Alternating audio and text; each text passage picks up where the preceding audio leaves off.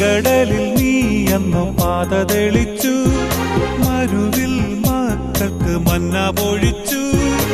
എരിവെയിലിൽ മേഘത്തണലായി, ഇരുളിൽ സ്നേഹനാളമായി. സീനായ് മാമലമുകളിൽ നീ നീതി പ്രമാണങ്ങൾ പകർന്നേകി.